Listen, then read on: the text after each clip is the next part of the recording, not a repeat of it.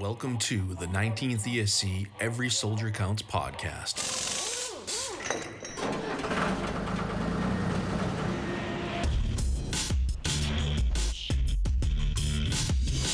Wherever you find American troops today, you find the men of the Transportation Corps. Enough and on time. That's the story we tell you today. The story of the Army Quartermaster Corps. These youthful servicemen are members of the Army's Military Police Corps. One of the most important forces behind the lines, the Army Ordnance Corps.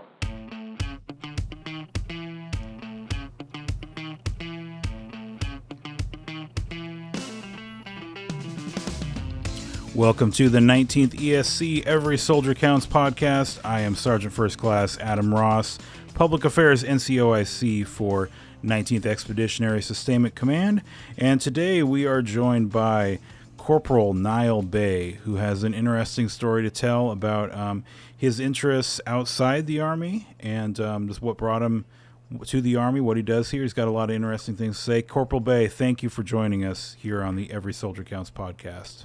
Thank you for having me, Sergeant. Okay, and you're in the running for the deepest voice we've had of any guest.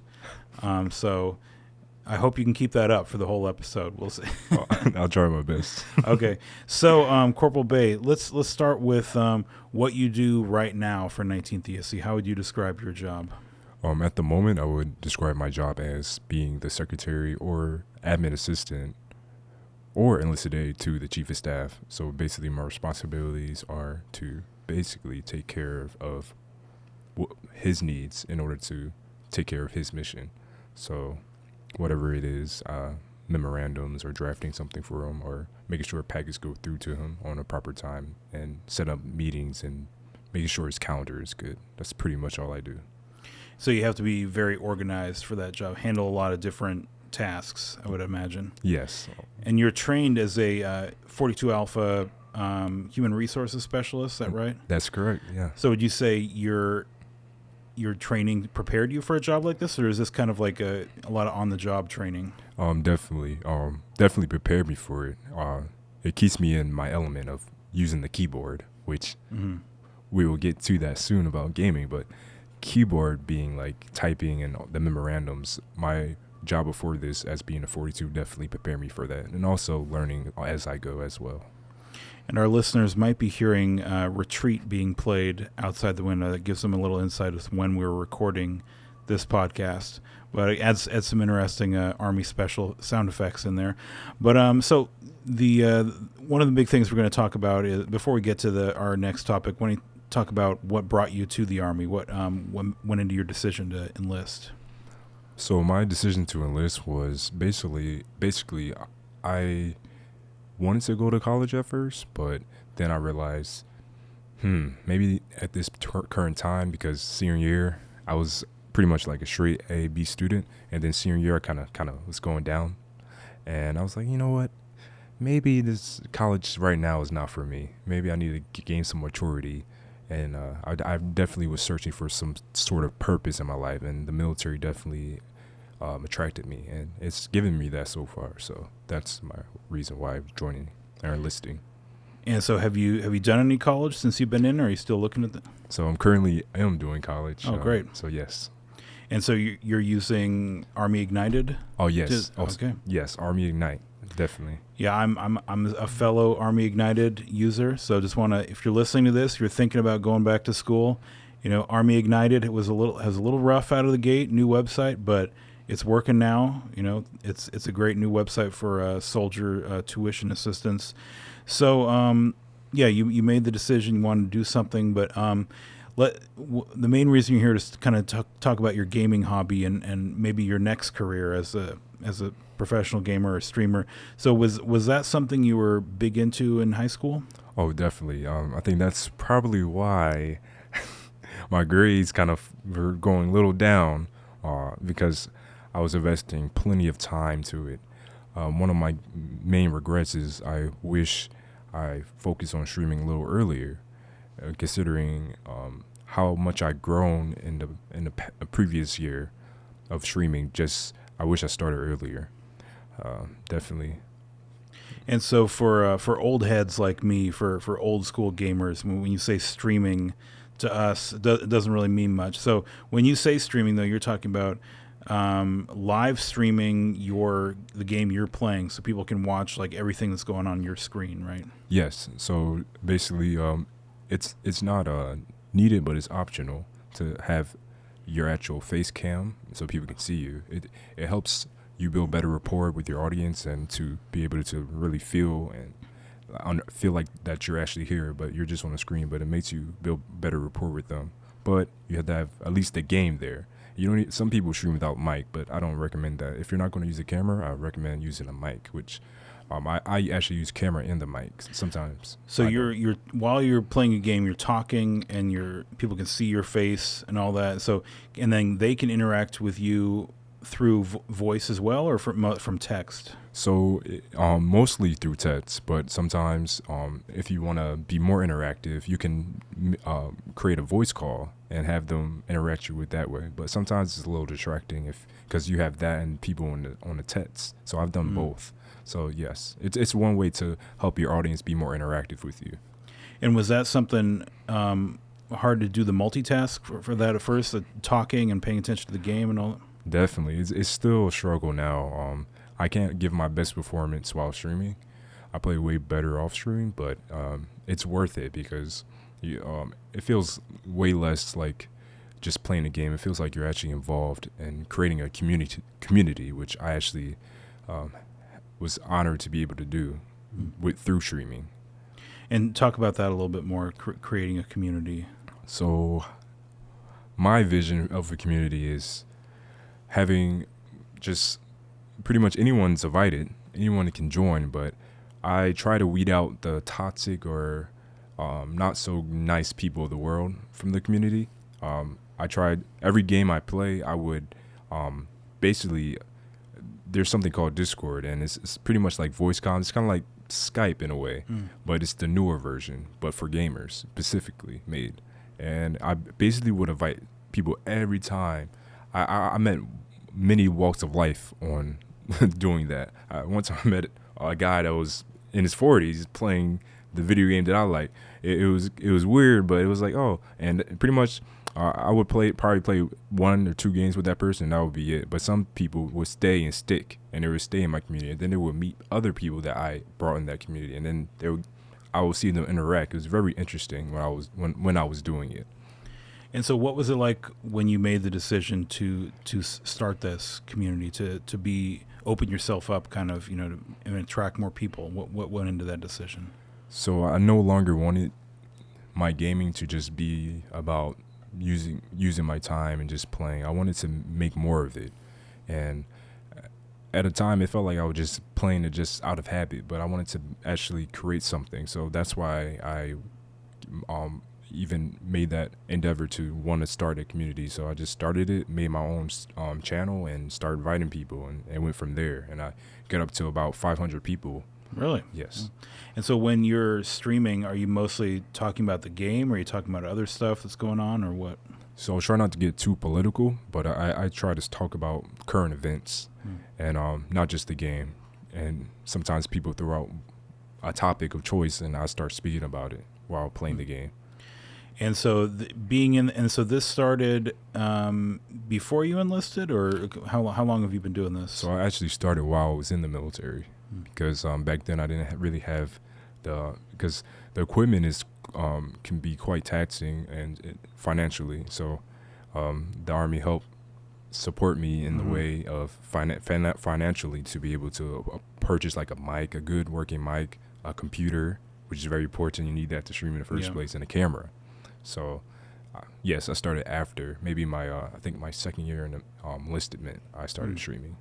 And do you think have you seen it's pretty big in the military, like for young troops to be doing that? Definitely. I think not as much, but definitely a lot of them are gamers. A lot more than you think, and even your seniors are gamers. And what about during the COVID pandemic, with a lot of people, unable to go out and socialize like they used to? How do you think those kind of communities maybe help people?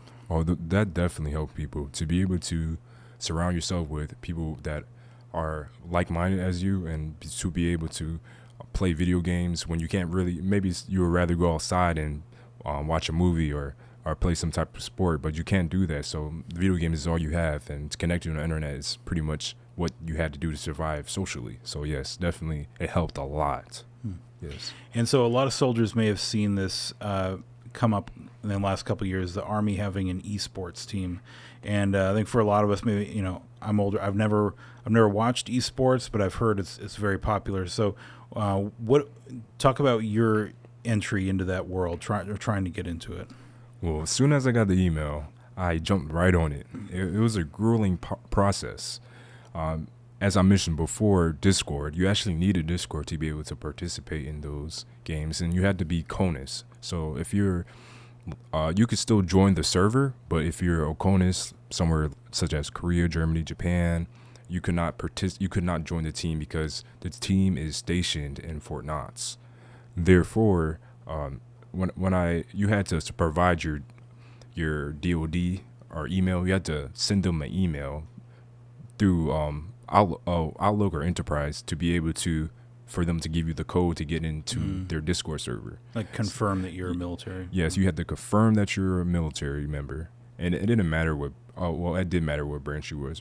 You had to be Army at the time, but now they're letting more and more people join now. But at first it was just Army, and so you had to be a certain rank. So you had to be either from E1 to E8 or lieutenant to captain. Surprisingly, yes, so they have officers in there too. Because if you're a sergeant major, you're out of luck. You're out of luck. You not be a sergeant major. You said nope. You're too busy for that. So this is really like similar to like the Army World Class Athlete Program, where like your place of duty is training for the Olympics. So yes. you'd be in Fort Knox. You'd be and did you get any insight into what kind of their daily work life was like? Definitely. I did a lot of research. I really wanted to get into the team. Sadly, I did not make it, but I'll get to that soon. But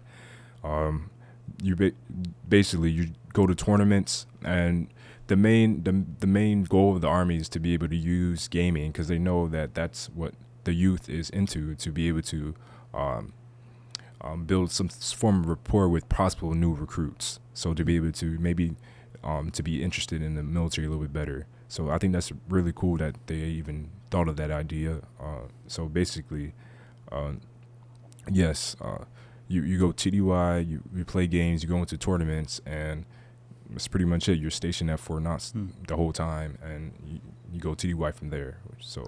So maybe give us an idea of what these tournaments are like for an esports team, because I think like a lot of people have played video games maybe competitively, but if you're part of a team, what happens there at those tournaments? So those tournaments, they go out, and the Army team goes out and plays against civilian tournaments. So they would go there, play in civilian tournaments, represented as they have their own jerseys and everything. That's just Army Esports.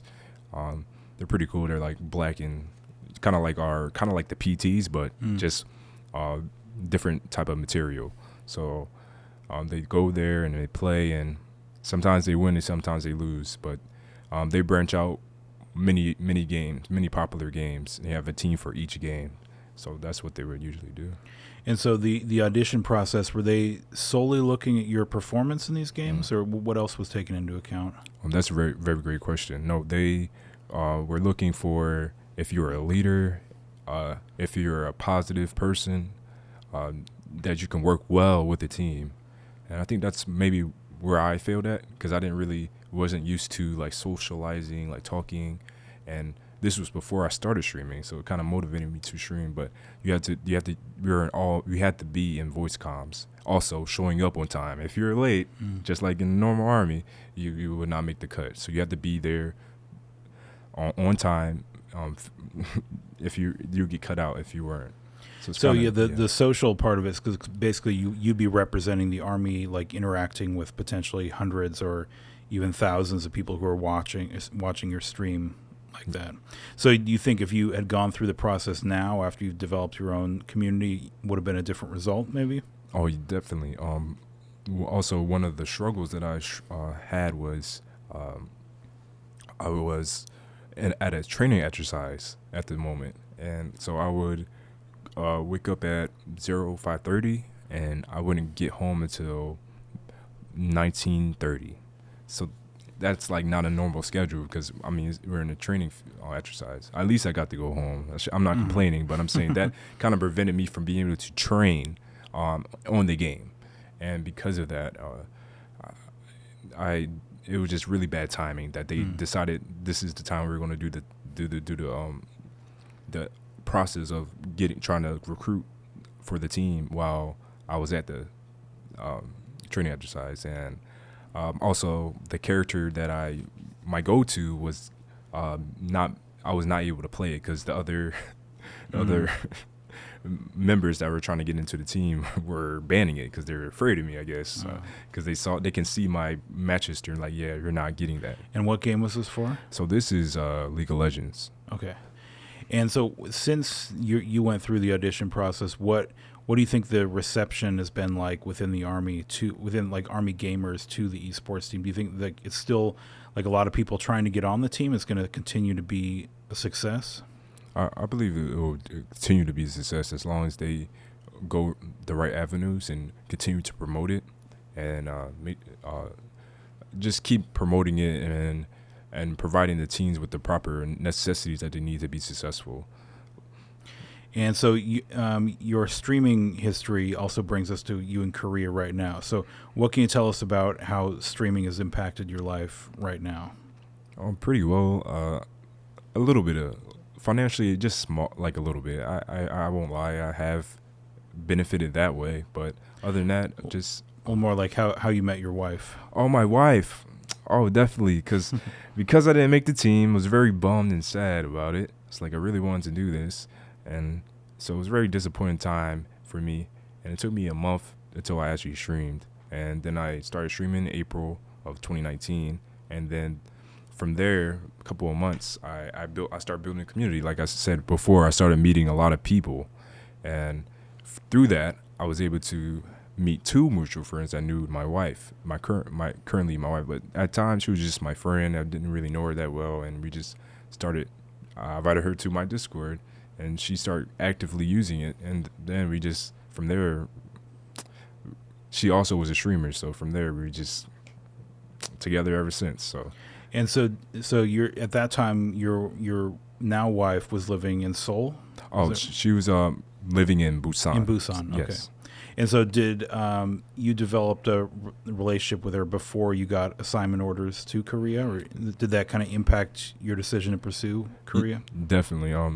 We didn't know where it was going to go, but we were definitely like, I definitely want to go to Korea. I wanted to go to Korea regardless because I knew the game I play specifically is very popular in Korea, and the players are top notch. So I wanted to take that to another level and stream over there. And I know that would grab people's interest. Oh, a foreigner playing on the League of Legends Korean server.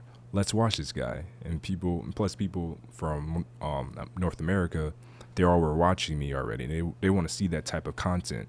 So definitely that influenced my decision, as well as I just wanted to be in Korea. I wanted to travel in the military. And then my wife, currently. At first, we were like, yeah, definitely want to come over here and meet you and see if something blossoms. If not, we just stay friends. And so it obviously worked out for you. So when did you get married? We got married May 17th this year. Okay. Yes. Congratulations. Oh, thank you. And so what is that? What has your kind of gaming experience been in Korea? Has it fulfilled your expectations then? It exceeded my expectations. It's definitely very difficult. And I was having this conversation with someone else that actually shares the same game, plays the same game as me. And he's a sergeant, and he was like, yeah, it's definitely way more difficult than the States. We share the same passion. So, yes, it exceeded my expectation, and it really opened my eyes like, wow, it's a lot of work to be done for me if I want to keep pursuing it, or I'm just going to just be a hobby, not. Mm-hmm.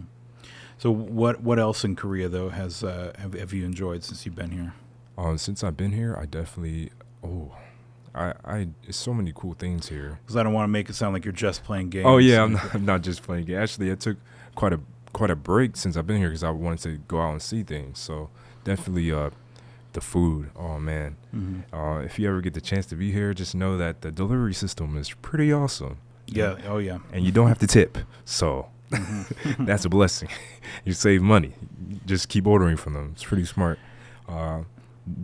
There's a place called eWorld, and it's pretty cool. It's like a normal amusement park. I mean, it's not. I mean, it's something probably you're used to in the States. You have Six Flags and stuff, so it's kind of similar to that.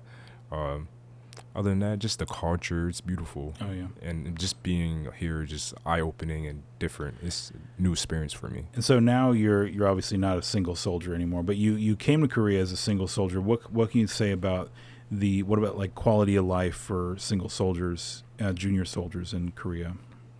That's a good one. I cannot really speak for everybody. I can only speak through my experience, and I must say that I'm lucky because the barracks here are way better than when I used to live in the States. So it's a huge improvement for me, but I do know that that's not the case for everyone, but the Army is working on it. Yeah, and so you're here on the Camp Henry barracks. Yeah, I used to be, yes. Right. But I know, yeah, they have my experience with kind of meeting some of the soldiers here. Seems like it's a fairly tight-knit community in the barracks here. Oh yeah, everyone knows everybody. You can't if you live there, you can't. So, they even do barbecues outside and all that stuff. I was like, wow, I've never seen this back when I was in the States. And maybe it's just because it's career away from family, so you have to, it's more close knit because of that. But that's just my thoughts on that. And so, what advice would you give to someone who wants to create their own streaming channel? What do you think is the best way to start? Definitely, you have to know your goals. So what do you want to do? It's not easy at all. It's seriously not easy. Honestly, starting out, I only had like 3 viewers, and it was just like very, very demotivating. Like no one's like, but you have to realize it's definitely it depends on the platform that you pick. I say pick a fairly popular platform.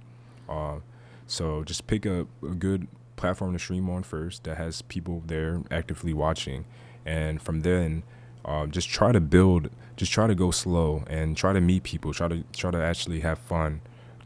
Take the game seriously, because some people do, but don't take it too seriously, because that could hurt relationships. And I've lost like a couple like viewers because I got a little too passionate about the game. But it's not too many people. Usually I try to stay very positive, kind, and generous to the people that watch me. And therefore, I would say you can do what I did and create a Discord server. Definitely create that and just start talking to people. Just send your link. If they don't join, they don't join. They have a choice. But if they do, they might want to see something. And I tell you, don't be afraid, because people are pretty nice. You would be surprised how nice people can be. And then what's next for you then? So are you going to re-enlist? Are you going to go somewhere else after this? Do you know what's coming out next? So my plan right now is pretty much no plan. So I'm not going to get out at all. I definitely am going to stay in. And I might make this a career. That's kind of the vision right now, but it could always change. But right now, yes. If the streaming thing becomes big in the future for me, then I'll have another option, another door open for myself. But right now, the Army is taking care of me, and I really appreciate that. And I want to keep serving. And you're going to, if you get back to CONUS, you're going to try that audition one more time, right, for esports, or no? I've been thinking about it. I actually been thinking about it a lot, Sergeant, but I don't. It really put us it really made me sad not getting into it. So I might consider doing it again. Definitely see how my next, maybe, because I actually enjoy my job as a 42. Okay. But maybe I'm trying to, maybe not the best at the time, and I might be like, okay, let me go. Or if I get stationed in Fort Knox, definitely like. Oh yeah, that's like, HRC. Yeah, for HR professionals. Exactly, but that's where also the Army team is. So if I get stationed there, I'm like, oh yeah, definitely. I'm gonna try to do it again. Okay, well, whatever your choice is, good luck, Corporal Bey. Thank you for joining us here. And also, what is your channel name on? So my channel name on Twitch is Twitch TV Nyle 1v9. Nyle, Nyle. Yes. 1v9. 1v9. Yes. Okay. Well, we'll check it out, and thanks for coming on the podcast, and we will talk to you next time here on the Every Soldier Counts podcast.